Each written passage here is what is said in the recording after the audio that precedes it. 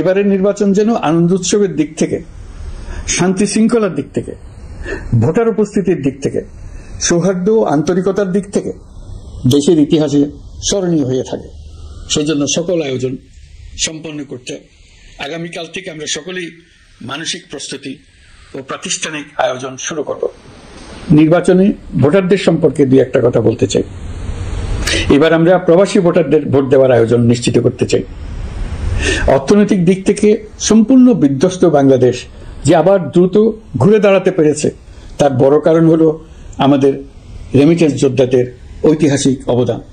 নির্বাচনে তাদের অংশগ্রহণ নিশ্চিত করার জন্য নির্বাচন কমিশন প্রস্তুতি নিচ্ছে। নারী ভোটাররা যেন দেশের সর্বত্র নির্দ্বিধায় আনন্দোৎসব সহকারে তাদের ভোট দিতে পারে, এটা নিশ্চিত করতে চাই। এবার যেন কেন্দ্রে কেন্দ্রে নারী ভোটারদের ঢল নামে, আমরা সেই লক্ষ্যে সমস্ত ব্যবস্থা গ্রহণ করব। দেশের মানুষের ভোটাধিকার কেড়ে নেবার কারণে গত 15 বছর ধরে নাগরিক বৃন্দ ভোট দিতে পারেনি। এবারের নির্বাচনে আমরা আমাদের বকেয়া আনন্দ সহ মহা আনন্দে ভোট দিতে চাই। এবারের নির্বাচনে জীবনে প্রথমবার ভোট দিতে যাবে এরকম ভোটাররা নানা উৎসবের মধ্য দিয়ে ভোট কেন্দ্রে যাবে, তাদের এই দিনটি স্মরণীয় করে রাখার জন্য। এর মধ্যে নতুন নারী ভোটার থাকবে, নতুন পুরুষ ভোটার থাকবে, এর মধ্যে এমন ভোটার থাকবে যারা 15 বছর আগে থেকেই ভোট দিতে পারত কিন্তু জীবনে একবারও ভোট দিতে পারেনি। এর মধ্যে আসবে যারা 10 বছর আগে, 5 বছর আগে ভোট দিতে পারত কিন্তু পারেনি। আর আসবে ভাগ্যবান ও ভাগ্যবতীর দল, যারা এই প্রথমবার ভোটার হওয়ার যোগ্যতা লাভ করলো এবং সঙ্গে সঙ্গে ভোট দেওয়ার সুযোগও পেয়ে গেল। নির্বাচনের দিনকে আমরা ঈদের উৎসবের মতো করতে চাই। এবারের ভোটের আনন্দ থাকবে সবার মধ্যে। আপনারা সবাই বাচ্চা কাচ্চাদের নিয়ে ভোট কেন্দ্রে যাবেন। নাগরিক অধিকার প্রয়োগের মহা আনন্দ পরবর্তী বংশধরদের কাছে তুলে ধরার জন্য এখন থেকে প্রতিদিন আলাপ আলোচনা করুন। আপনার এলাকায় ভোটদান ব্যবস্থা কেমন হলে সুন্দর হয়, কেমন হলে আনন্দমুখর হয়, সেটা আগে থেকে ঠিক করার জন্য নতুন বাংলাদেশ গড়ার কাজের ভিত্তি রচনা হবে এবারের নির্বাচনে। তার জন্য প্রস্তুতি নেন। প্রিয় দেশবাসী, দেশের ইতিহাসে এখন পর্যন্ত যতগুলো বড় সংঘাত, সহিংসতার ঘটনা ঘটেছে, তার সবগুলোর নেপথ্য কারণ ছিল ত্রুটিপূর্ণ নির্বাচন। ত্রুটিপূর্ণ নির্বাচনের মধ্য দিয়ে কোন দল যদি গায়ের জোরে নির্বাচিত হয়ে ক্ষমতায় আসে, তার চূড়ান্ত পরিণতি কি, তার জুলাই অভ্যুত্থান আমাদের দেখিয়ে দিয়েছে। আমরা ইতিহাসের কলঙ্কিত কোন অধ্যায়ের পুনরাবৃত্তি আর করতে চাই না। আপনারা প্রত্যেকেই অবগত আছেন, একটা গোষ্ঠী নির্বাচনকে বাধাগ্রস্ত করার জন্য উন্মুখ হয়ে আছে। তারা দেশের গণতান্ত্রিক অগ্রযাত্রাকে ব্যাহত করতে দেশের বাইরে বসে ভেতরে থেকে নানা অপচেষ্টায় লিপ্ত রয়েছে। আমাদেরকে অবশ্যই খেয়াল রাখতে হবে তারা যেন নির্বাচনকে সংঘাতময় করে তোলার কোন রকমের সুযোগ না পায়। মাথায় রাখবেন, পরাজিত শক্তি নির্বাচনের আগ পর্যন্ত বারবার মাথাচাড়া দিয়ে ওঠার চেষ্টা করবে, কিন্তু একটি অবাধ, সুষ্ঠু, নিরপেক্ষ নির্বাচন সফলভাবে আয়োজন করা গেলে অপশক্তির পরাজয় চূড়ান্ত হবে। নির্বাচন সংক্রান্ত বিষয়ে প্রতিনিয়ত পরামর্শ নেওয়ার জন্য আমরা প্রযুক্তির সাহায্য নেব। এই জন্য একটি অ্যাপ তৈরির উদ্যোগ নিচ্ছি, যেন সুন্দরভাবে নির্বাচন অনুষ্ঠান করে এগিয়ে যেতে পারে। আমরা সরকারের পক্ষ থেকে এই নির্বাচন যাতে সুষ্ঠু, শান্তিপূর্ণ এবং উৎসব মুখর ভাবে সম্পন্ন করা যায়, সেই জন্য সকল প্রকার সাহায্য সহযোগিতা প্রদান করব। একটি নতুন বাংলাদেশ গড়ার কাজে সফলভাবে এদেশের সকল নাগরিক, আপনারা সকলেই দোয়া করবেন, জাতীয় নির্বাচন অনুষ্ঠানের আয়োজন করেন। আগামী রমজানের আগে 2026 সালের ফেব্রুয়ারি মাসে দায়িত্ব হস্তান্তরের প্রক্রিয়া শুরু করব। অন্তর্বর্তী সরকারের পক্ষ থেকে আমি প্রধান নির্বাচন কমিশনারের কাছে চিঠি পাঠাবো, যেন নির্বাচন কমিশন এই বক্তব্য রাখার পর থেকেই আমরা আমাদের সর্বশেষ এবং সবচাইতে গুরুত্বপূর্ণ অধ্যায়ে প্রবেশ করব। আমরা এবার একটা নির্বাচিত সরকারের কাছে আজ এই মহান দিবসে নির্বাচন অনুষ্ঠান, এবার আমাদের সর্বশেষ দায়িত্ব পালনের পালা ও মধ্যস্বত্বভোগীদের দৌরাত্ম্য কমানোর ফলে দ্রুত এই অ্যাপটি চালু হবে। আপনাদের সামনে আপনারা আপনাদের সকল পরামর্শ তাদেরকে সেই সুযোগ দেবার উদ্যোগ নেন। সকল মতামত, আপনাদের প্রতিশ্রুতি, প্রতিজ্ঞা, পরিকল্পনায় সকল আশঙ্কা, যে তরুণ তরুণীরা বাংলাদেশকে বদলে দিয়েছে, আপনাদের নির্বাচনী ইশতেহারে রাজনৈতিক দলগুলোর প্রতি আমার আহ্বান থাকবে, আগামী নির্বাচনে সবাই নিরাপদে তারা বিশ্বকেও বদলে দেওয়ার ক্ষমতা রাখে। কোনো কিছুতেই যেন তরুণরা বাদ না পড়ে। এবং উদ্যোগের কথা, সবার পছন্দের প্রতি সম্মান দেখাবো এই অ্যাপের মাধ্যমে আমাদেরকে জানাবে। আপনার দল থেকে যার যার পছন্দের প্রার্থীকে ভোট দেবে, আমরা তার যথাযথ কর্তৃপক্ষকে জানিয়ে দেবো। এটাই হোক আমাদের প্রতিজ্ঞা। সমস্যা সমাধানের জন্য ব্যবস্থা নেব। প্রিয় দেশবাসী, নারীরা বাদ না পড়ে। আপনারা জানেন সরকার দায়িত্ব গ্রহণের পরপরই মনে রাখবেন এটা নিয়ে কারো কোনো আপত্তির সুযোগ রাখা যাবে না। এর ফলে নিত্য প্রয়োজনীয় পণ্যের মূল্য বৃদ্ধির আশঙ্কা হয়েছিল।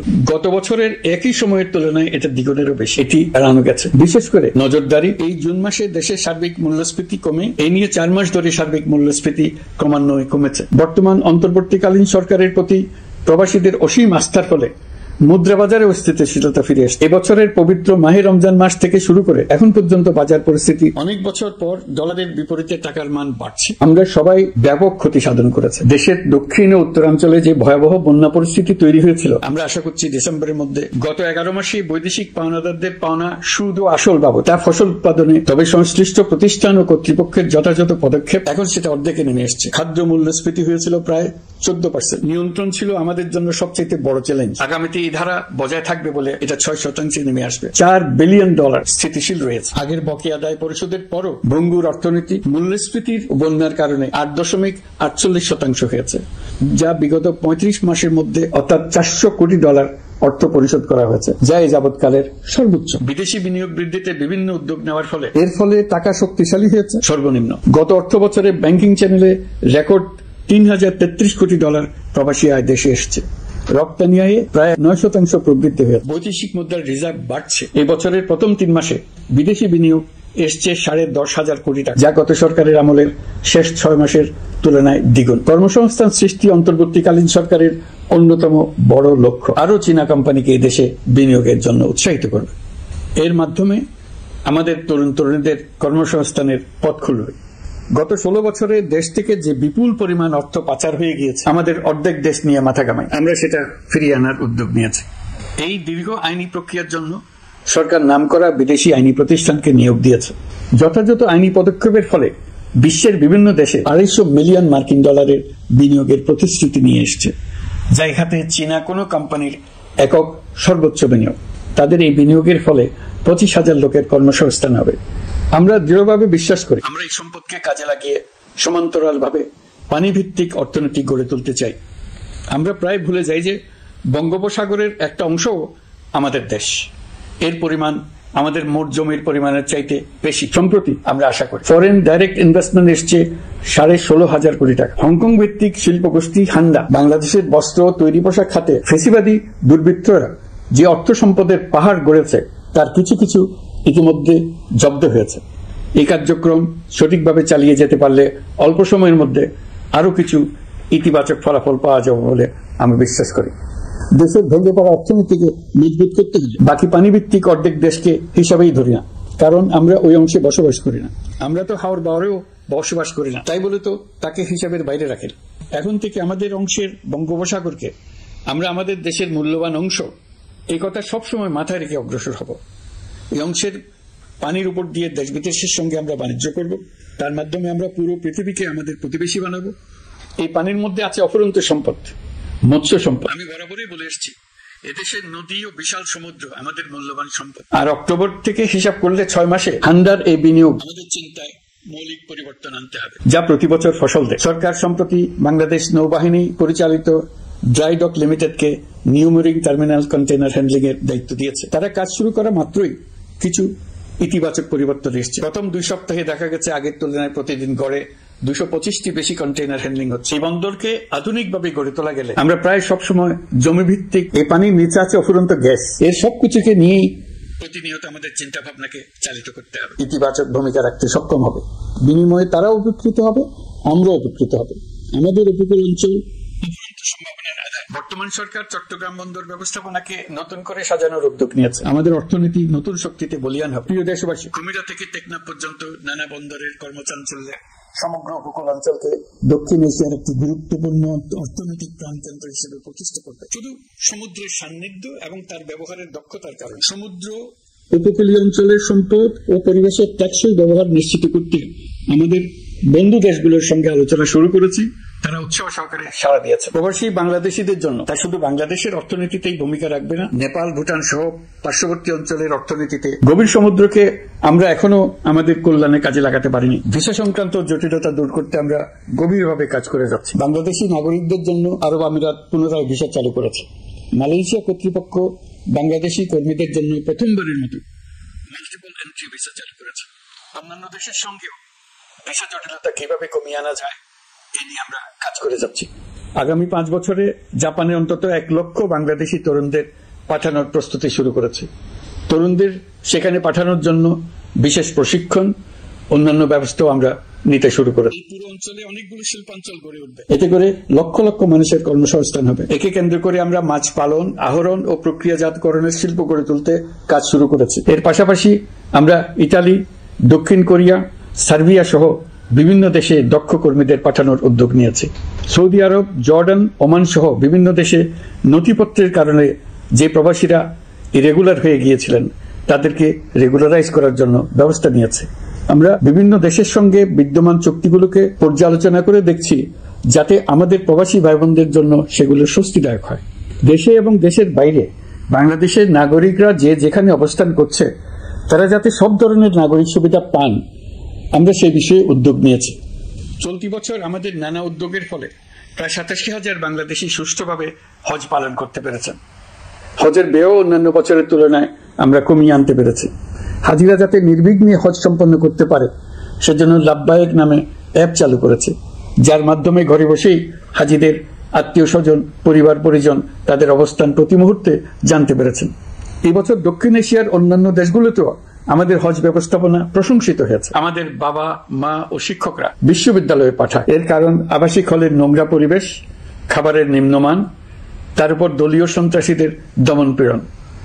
বিশ্ববিদ্যালয়ে পড়াশোনার পরিবর্তে প্রতিদিন শিক্ষার্থীদের জোর করে রাজনৈতিক দলের প্রোগ্রামে নিয়ে যাওয়া হতো।